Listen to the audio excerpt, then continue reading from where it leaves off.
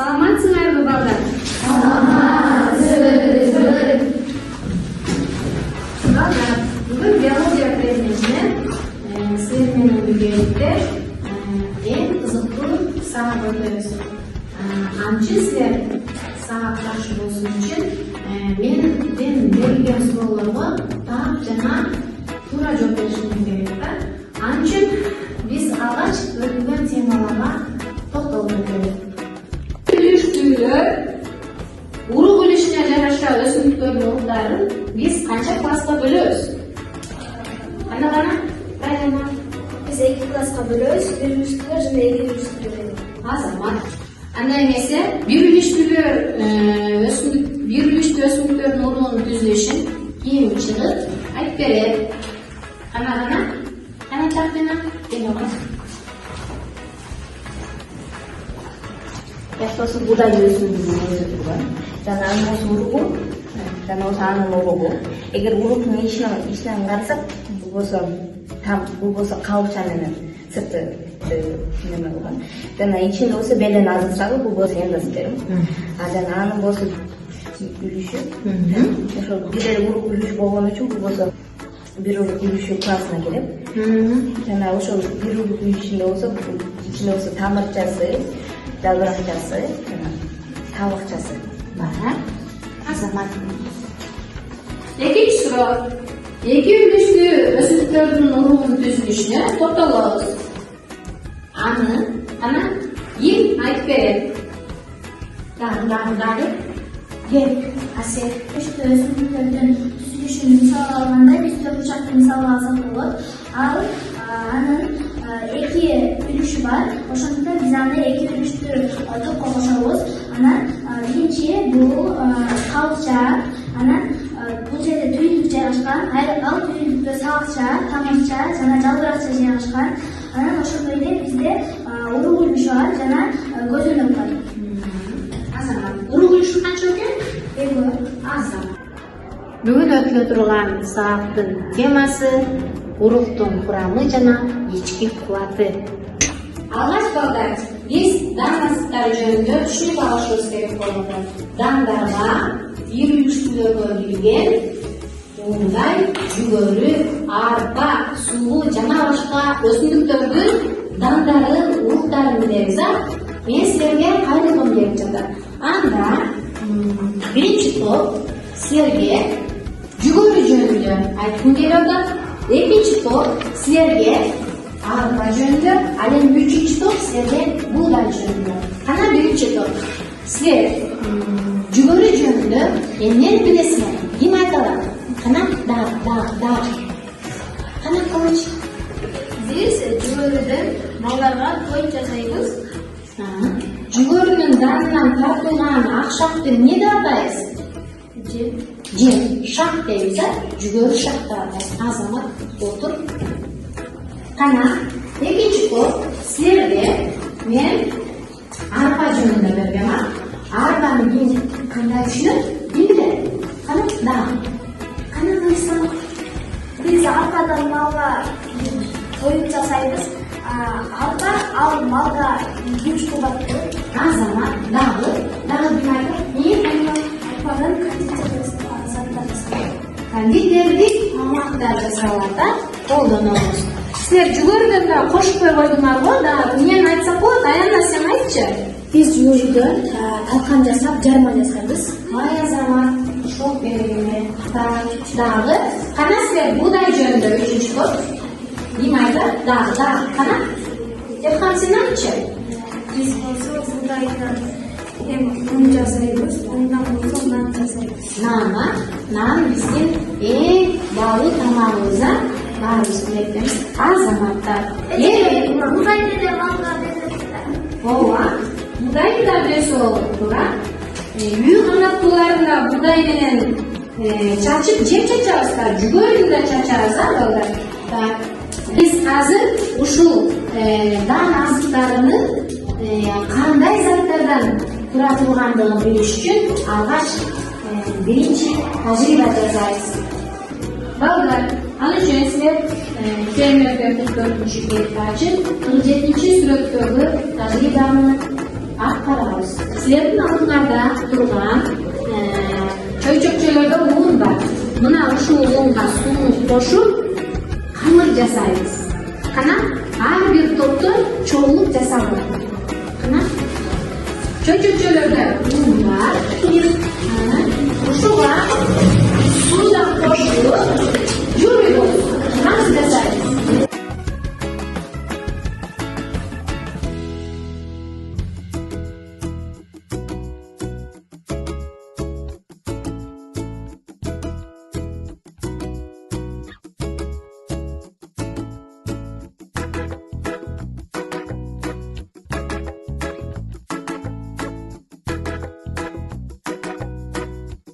Мына ушул марлиге ошол камырыңарды саласыңар ортосуна.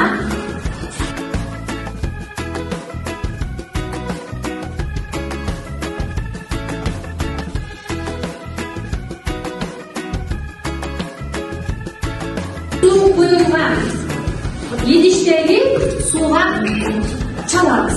Сүрөттөгүдөй болот.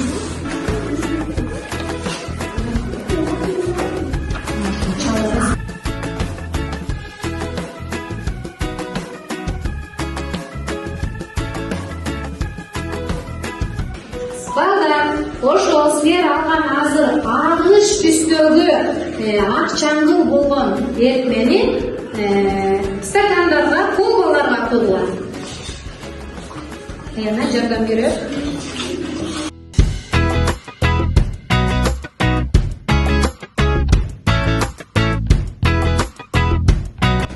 Кана балдар, баардыгыңар көңүл коюп мени карап тургула. Силер бул жадыны билесиңер. Бул йод, ар бириңердин алдыңарда ушул табакта пипетка бар. Ошол пипеткадагы йодту силер даярдаган эритмеге 1, 2, 3 тамчы тамчылатасыңар. Кана аткаргыла ушул тамчыларды.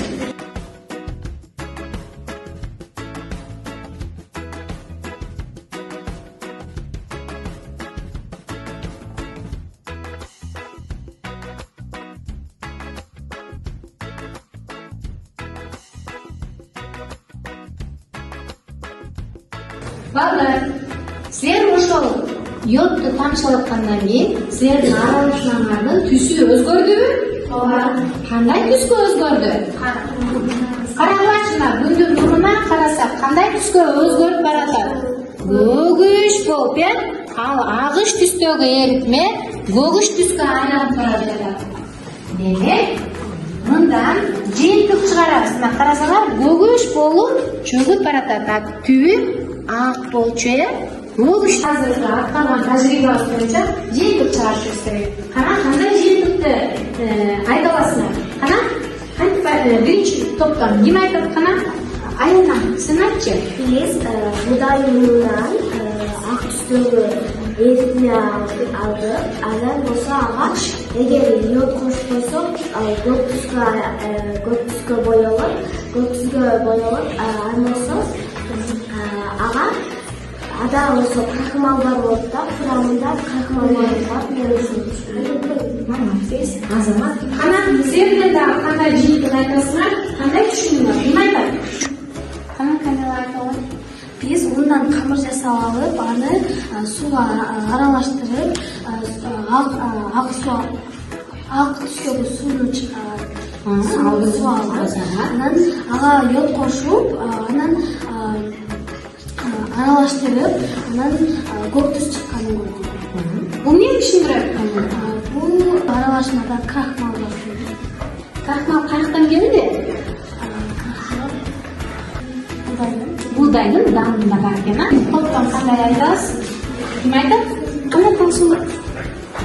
Dedi, urug'ning sostavidagi krahmalni yod ko'ksga qo'yadi. Ko'ksga qo'yadi. Azamat.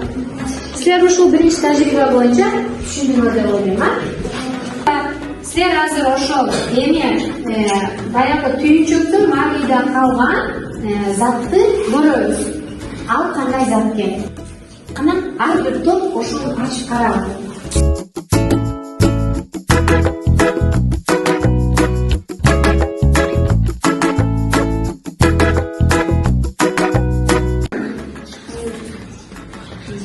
чоючак, илешке, заткана. Бул эмне? Бул өсүмдүк биологу. Кана силердин топтор. Кана?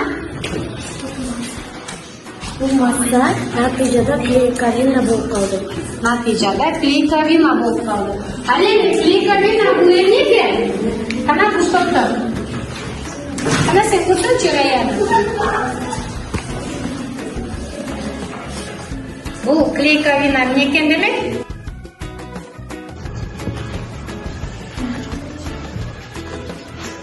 Клейковина деген эмне экен? Бул клейковина өсүмдүк биологу. Демек, уруктун составында кандай заттар бар экен? Биолог. Белок бар экен. Дагы аныктады беле? Крахмалдан алабыз. Демек, уруктун составында крахмал жана белок бар экен. Өсүмдүктүн биологу клейковина деп аталат экен. Ал клейковина мындай илешкен, чоючак болот экен. Биздин жеген наныбызда ушул клейковина бар белок. Ошондуктан жеген наныбыз даамдуу, таттуу, чоючак, жумшак болот. Балдар, эми силердин алдыңардагы турган табакта, тарелкада кагаздын бетинде күн караманын даны турат. Ушул күн караманын данын азыр төмөндөгүдөй ташкил алып аткарабыз. Салынып турган күн караманын данын соргуч кагазда салынган күн караманын данын бүктөп туруп, үстүнөн калем сап менен бекем сүрөбүз. Кана аткаргыла.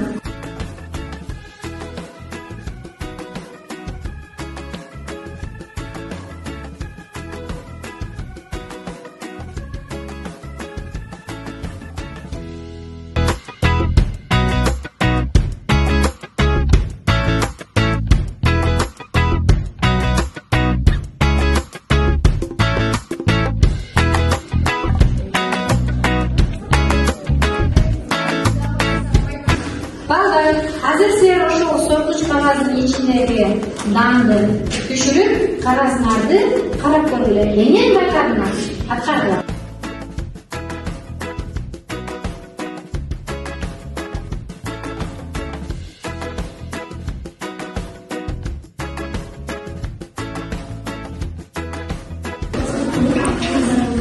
Демек, күн караманын урумунда байбар экенин түшүндүк. Антан түшүндүк. Evet, biz bolsa sistemday кичинекей майдын эмелери калды. Майдын тактары калды. Молодец. Мына биз ушуну майдын семечканын ичинен биз майды изилдеп чыктык. Аны Кагазда эмне болуп калды? издер калып, Майдын изи калды. Демек, урукта эмне кандай зат бар экен? Май. Мына биз биринчи тажрыйбанын натыйжасында өсүмдүктөрдүн урумундагы заттарды аныктадык. Кандай заттар бар экен? Крахмал, белок, май. Өсүмдүк биологуда кантип айтылат экен? Клейковина деп аталат. Балдар, өсүмдүктөрдүн уруктарында ар кандай катышта болот. Мисалга, күн карамада май бөлүнөт. Ал эми buğdayda jugorda kleykovina көп болот. Ал эми төр бурчакта крахмал көп болот. Buğdayda jugorda, ал эми төр бурчактарда белок көп болот. Мына ошондуктан ушундай пайдалуу асыл заттарды алыш үчүн адам баласы ушундай дан өсүмдүктөрдү егишет. Балдар, азыр биз экинчи тажрыйбаны жүргүзөм. Экинчи тажрыйбаны мен өзүм жүргүзөм. Силер көргөнүңөрдү коюп көрүңүздөр. Биз уруктун курамында дагы кандай заттар бар экенин аныктайбыз. Ал үчүн биз спирт шам колдонобуз.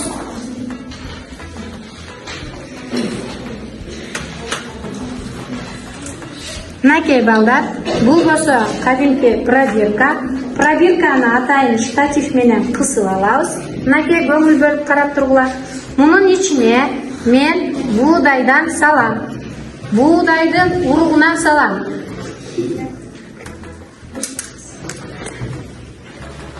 Эми биз азыр көңүл бөлүп карап турсаңар, буудайдын уругундагы заттарды аныктайбыз.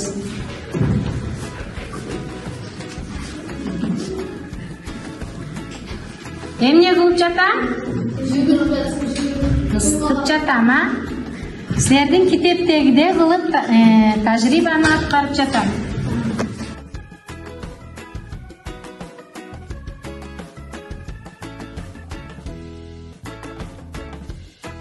Пробирканын жогорку бөлүгүндө эмнени байкадыңар? Буну. Ал пробирканын бетине тийип, суу тамчыларын пайда кылып жатат. Демек, уруктун курамында эмне бар экен? Суу бар экен. Уруктун курамында суу бар экен. Пробиркадагы буудайдын уругун ушинтип спиртовкага, отко, ысыкка кактаганда мына мондай болуп капкара болуп күйөт. Мен муну азыр силерге көрсөтөм.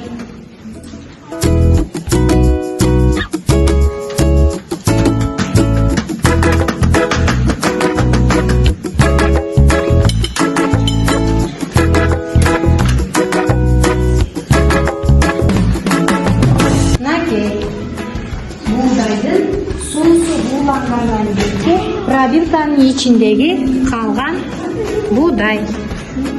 Nakil.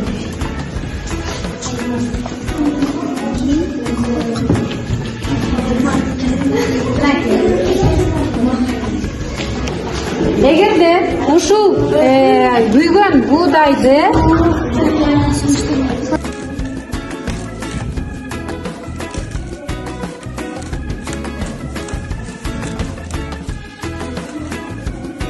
Балдар карасаңар, буланып кеткен судан кийин калган буğday бул эч кандай жок болбой, бул минералдык туздар. Демек күлгө айланып калды. Күйүп болуп күлгө айланып калды. Бул минералдык туздар. Кана балдар, баарыбыз бүгүнкү тажрыйбада төмөнкүдөй заттарды түшүндүк. Уруктун курамында канча түрдүү зат бар экен? 3. Уруктун курамында негизинен алия. Канча түрдүү зат бар экен. Биринчиси кандай заттар экен? Органикалык. Ага кайсы заттар кирет экен? Май, азамат. Ал эми дагы кандай заттар бар экен уруктун курамында? Уруктун курамында органикалык эмес заттар бар экен. Органикалык эмес заттарга суу, минералдык туздар, башка нерселер кирет. Минералдык туздар кирет экен. Биз үрөндү күйгүзгөндө ысык отко кактаганда суунун бууланганын көрдүк. Андан кийин органикалык эмес зат болуп калган минералдык туздар мынакей күйүп күл болуп калганын түшүндүк, Органикалык заттарга крахмал, белок, өсүмдүк белогу, гликогена деп аталат, жана май. Балдар, ал эми органикалык эмес заттарга суу жана минералдык туздар кирет. Балдар, биз бүгүн өсүмдүктүн уругунун курамында кандай заттар бар экенин тажрыйба жүзүндө аныктап көргөн. Үйдөн дагы китебиңерди карайсыңар, анда бизе сабак бүтүп